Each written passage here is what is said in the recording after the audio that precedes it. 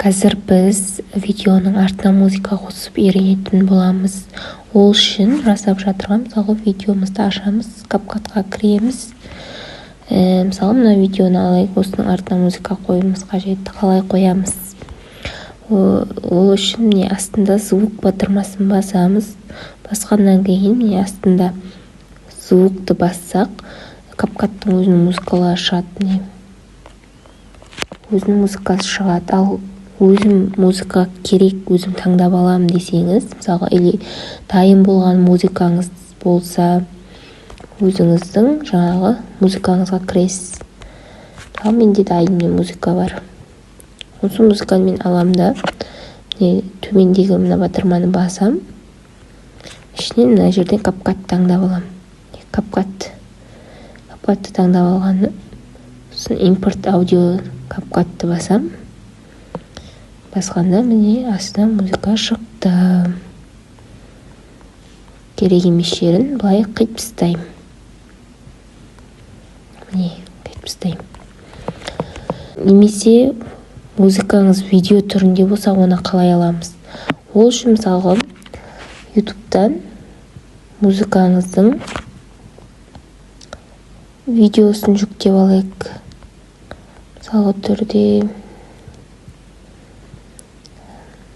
мысалы музыканың видеосын жүктеп аламыз. Бұны қалай жүктейміз? Бірінші бұл видеоның ссылкасын копировать етіп аламыз. Ол үшін поделиться батырмасын басып копировать етеміз ссылкасын. Енді одан кейін Телеграмға кіреміз. Телеграмға скачать YouTube'ты өзіне осы каналға тіркеліп аламыз. Тіркеліп мына жерге ссылкасын қалдырамыз. Қалдырғанда міне сізге осылай дайын түрі шығады. Енді бұл видеоның бізге астында 360, 720, 1080 тұр. Качествосы, яғни бізге тек музыка керек болғаннан кейін 360 таңдасақ болады. Міне видео скачать етіліп жатыр, жүктеліп жатыр. Енді видеоны өзімізге сохранить етіп аламыз. Сохранить видео. CapCut'қа кіреміз. Кіргеннен кейін астындағы звук дегенді басамыз. Звукты басқаннан кейін астында міне папка извлечено деп тұр ғой, соны басамыз. Басқанда міне біздің жаңағы жүктеген видеомыз, YouTube'дан жүктеген видеомыз шығып тұр.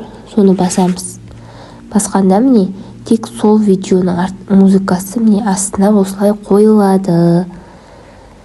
Міне жартысын қиып тастаймыз.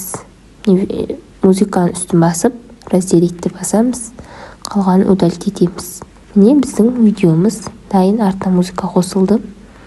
Осылай өзіңіздің видеоларыңызды әдемі жасасаңыз болады.